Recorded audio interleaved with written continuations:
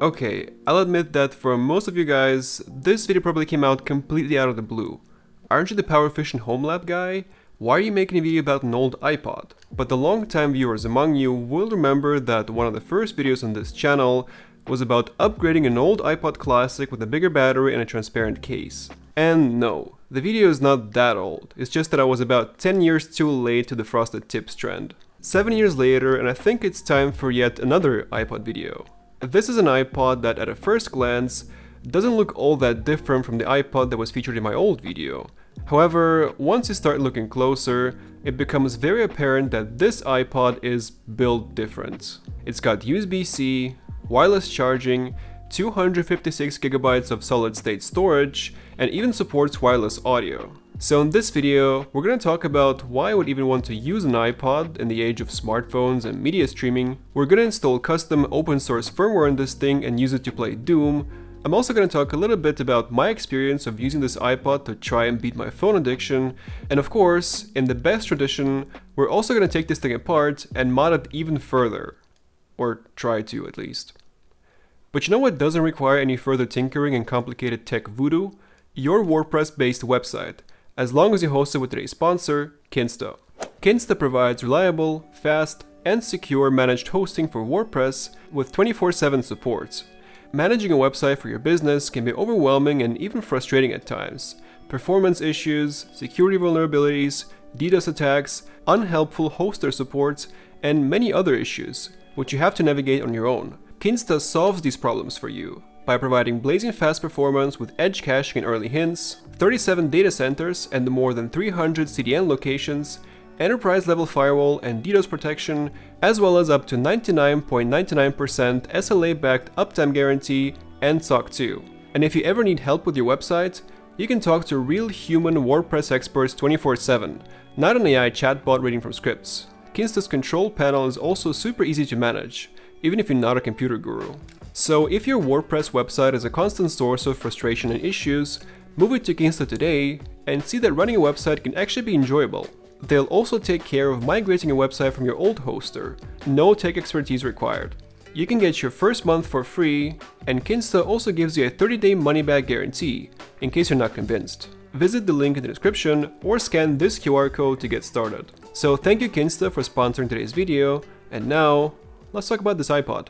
So unless you've been living under a rock, you've probably seen one of these videos in your recommendation feed. Using an iPod in 2025. This saved my relationship with music. Why are people buying iPods again? And many others. So why are people buying iPods again? Well, some people would say that it's just pure nostalgia. We tend to look at the past through rosy glasses. And for us as geeks, what we're most nostalgic about is gadgets. If you look at a comment section under any video about an old phone, MP3 player, or a game console, you'll see a massive number of people who get very emotional about seemingly just a piece of plastic. Even going as far as saying that certain UI sounds or ringtones brings tears to their eyes. Are you guys okay? For them, this isn't just an old piece of tech, but a relic from a different, better time, where they were younger, the future was brighter, and the world was simpler.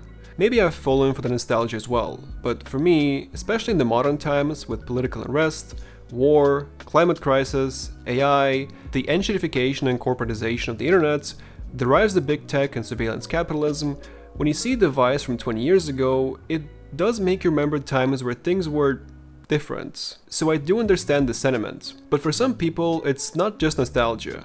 On the surface, using an iPod today is impractical, archaic even. The way we listen to music has changed dramatically since this thing came out. People no longer rip CDs or have an MP3 collection on their hard drives. These days, you can pay €10 a month and have access to pretty much every song you would ever want to listen to right on your smartphone. So why limit yourself to an offline device that can only store a limited number of songs? Well, for some people, the convenience and ease of consuming music has kind of cheapened the experience. Music is no longer limited to a finite number of albums that you own, where every time you decided to buy or download an album, it was an intentional choice. But instead, you have millions of albums at your fingertips, which in turn results in oversaturation and paralysis by analysis. It's similar to people who have huge Steam libraries and yet don't feel like playing any single game. Even though back when they were kids and only had 3 or 4 games, they played the hell out of them and always discovered something new. There's also the fact that even though you do have access to millions of songs, you don't actually own any of them. Music being removed from Spotify, either by artists themselves or by Spotify, is something that happens very often. And a thing that I've personally been bitten by multiple times is an artist replacing one of their songs with an improved or remastered version, which actually sounds worse. As our collective attention span shortens, it also affects the music itself. There are studies that show that songs, on average, are becoming shorter, with artists trying to capture your attention in the first few seconds. And of course, we can't forget about Spotify's obsession with AI.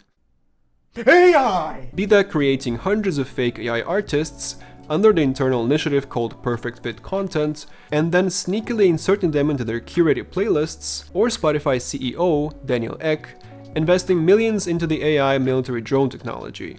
Now, of course, Spotify is not the only music streaming platform, and there are definitely alternatives that actually pay the artists fairly and don't try to replace them with AI to line their pockets, but the convenience and fast foodification of music in general is definitely one factor that's driving a rising interest in physical media, as well as alternative DRM-free digital media.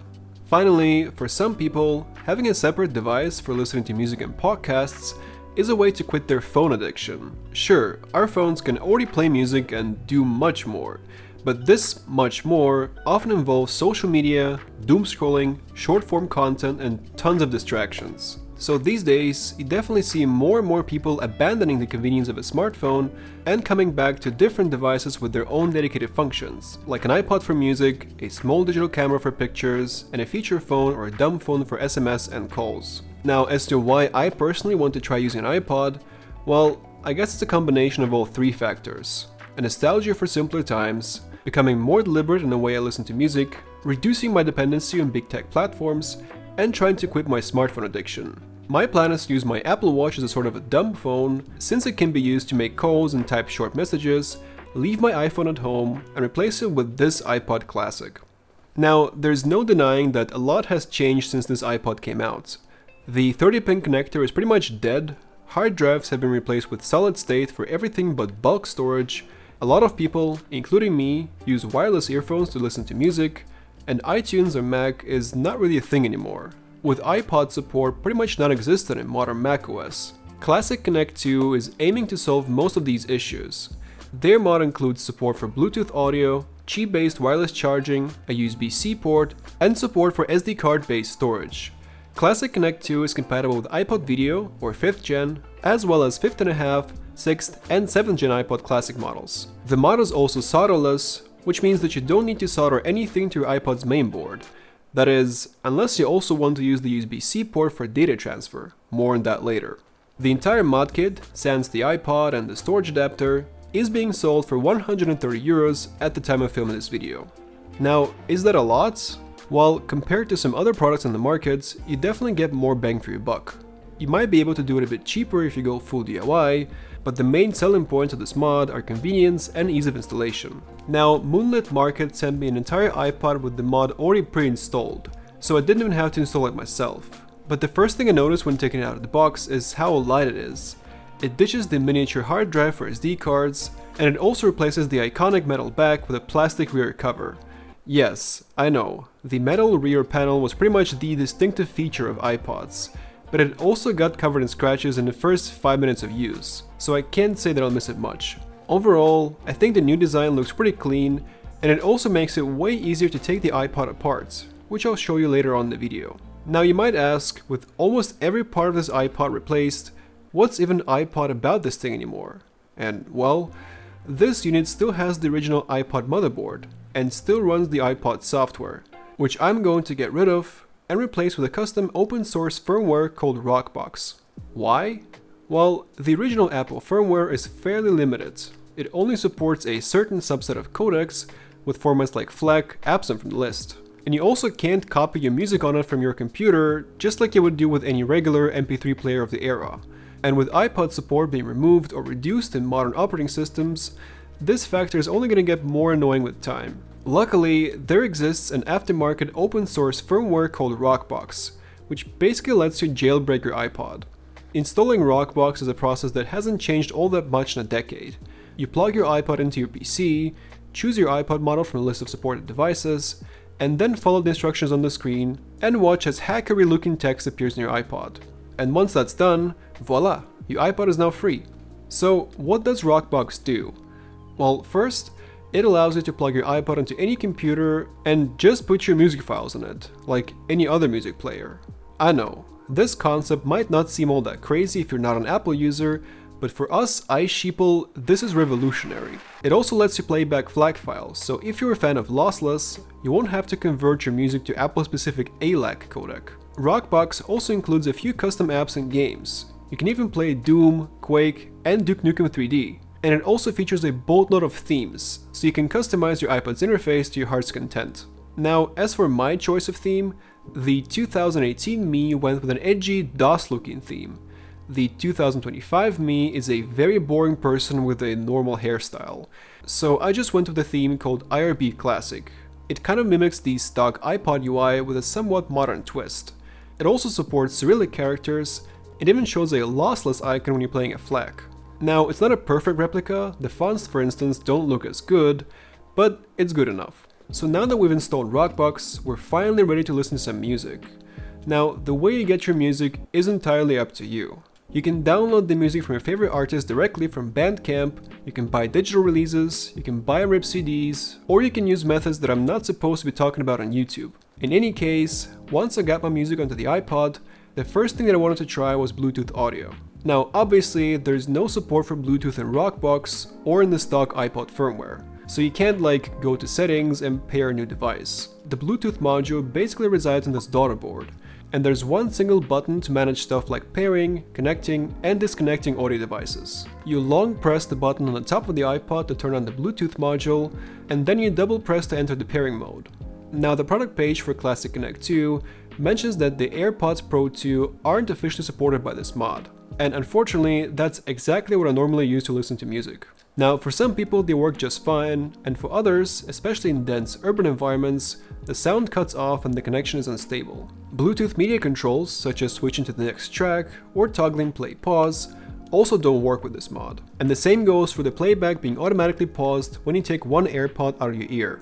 The only thing that did work for me was volume control, which is in line with what Moonlit Market says on their page. As for Bluetooth codecs, Classic Connect 2 supports aptX, aptX HD, aptX AD, and aptX LL. Unfortunately, the AirPods only support AAC, so you're basically stuck with the SBC codec.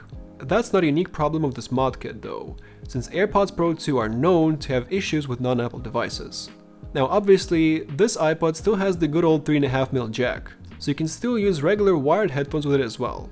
And seeing the overlap between the audiophile crowd and people who use weird antique gadgets to listen to music, a lot of people probably will.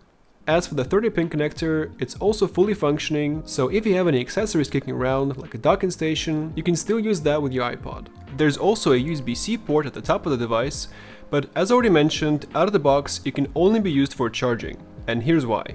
Classic Connect 2 at the time is only sold as a mod kit. You can't buy a complete iPod with the mod pre-installed. In order to make the installation easy, Moonlit Market made the mod solderless, which means that you don't need to solder anything to the iPod's main board. You just plug a few ribbon cables in and that's it. However, if you do want to use the USB-C port for data transfer, you'll have to solder 3 wires between the mod board and the main board of the iPod. Moonlit Market provides a guide on which wires need to be soldered where, so I decided to take a crack at it. And yeah, I'm not gonna sugarcoat it. Unless you have experience with microsoldering, this job is pretty much impossible. Now, taking this particular iPod Classic apart is not that hard. I've seen some people online saying that this mod makes the iPod unrepairable because it permanently glues it shut, but that's not quite correct. The adhesive that's used to keep the two parts together is more like silicone, and it gets a lot easier to remove once you heat the iPod up. After that, you basically just wedge a plastic spudger between the 30-pin port and the body of the iPod and pry it, gently but firmly. After some time, you should be able to get enough of a gap between the front and the rear panels and be able to slice through the adhesive with a plastic pick. So yeah, unlike the stock iPod with the metal bag, this one does not require 50 prying tools and years of therapy. Push all of these clips in and it should go pop open. Should. It should.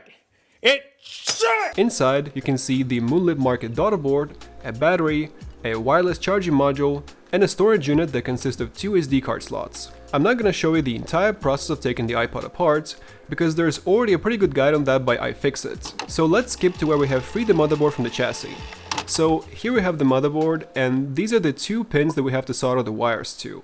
Yes, that is tiny. A microscope or a magnifying glass are pretty much a requirement for this job. Another thing to consider is that whatever wire you have at home, it's probably not going to be thin enough.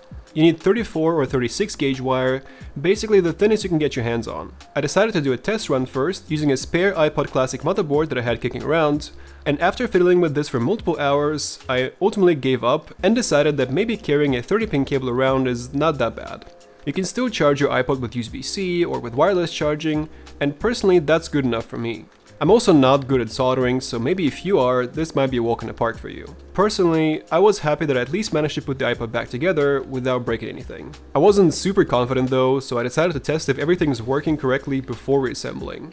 You'll also want to reapply the adhesive. There's a small tube of glue that Moonlit Market includes with their mod kits, and I basically used a large tube of the same stuff. Finally, the adhesive needs to cure for 48 hours before use, so we need to make sure to apply pressure on the iPod while it's curing. I used a combination of a clamp and some rubber bands. So after some time using this iPod, did it help me quit Spotify and become less addicted to my phone? No. One big factor that keeps me from leaving Spotify is discoverability.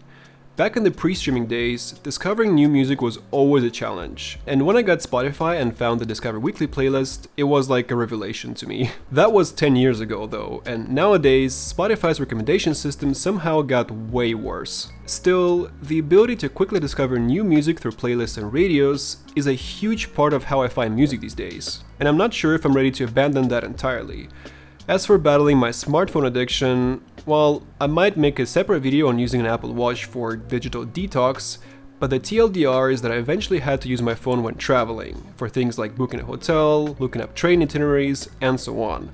And after my trip was over, I basically fell off the wagon and started using my smartphone again. To be fair, neither of those things are the iPod's fault, but mostly personal failings, like laziness and lack of discipline. But also, I don't think I'm exactly the target audience for this iPod. I can imagine myself leaving Spotify and switching to something like Tidal, a service that supports lossless audio, does actually pay artists fairly, and doesn't try to replace real artists with AI. Hell, I can even imagine myself abandoning music streaming services entirely, and switching to a self-hosted solution like Navidrum or Jellyfin, both of which have plenty of mobile and desktop clients too. It's not as sexy and cool as using an iPod, but you also get to keep your creature comforts, like media controls on your earphones, and being able to add new music to your library on the go, while still giving the big tech streaming services a middle finger. At the same time, if you do have a big music library, and if you also enjoy listening to music completely offline with no extra distractions, or maybe if you already have an iPod Classic kicking around that you want to add some modern features to, this mod kit might be for you. So that's gonna be it for today's video. I hope you guys enjoyed it, and as usual, I would like to thank my patrons: James Eppington, Christoph Miller, David Love, Scott Huffman, Yay Brianna, and everyone else supports this channel. Thank you guys for watching, and I'll see you in the next one. Goodbye.